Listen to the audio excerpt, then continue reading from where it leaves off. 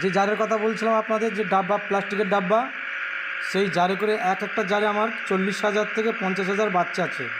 এই বড় জারগুলো দেখতে পাচ্ছেন রেণুগুলো কীরকম ঘুরছে। তারপরে এই যে জগ আছে লাল জগে, এতে 10 থেকে 15,000।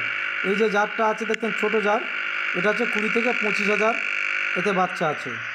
আজ দেখতে এইটা বড়, এটা 40 থেকে 50,000 অবশ্যই বাচ্চা। ছোটো ছোটো উকুনের মতো বাচ্চা, দেখতে এইরকম প্রচুর বাচ্চা। একটা জারেতে 50,000-এর মতো প্রায় বাচ্চা আছে। তো এইরকম আমি আপনাদের 6-7টা জায়গায় দেখাবো। এই একটা আছে, এতে প্রায় 25 থেকে 30,000 বাচ্চা আছে এই জারটাই। তো আমি এই বাচ্চাগুলো রেখেছি কেন, দম দেওয়ার জন্য। যারা মাছ নেবে, আজকের যে পার্টিটা এসছে তাকে মাছটা দেবো।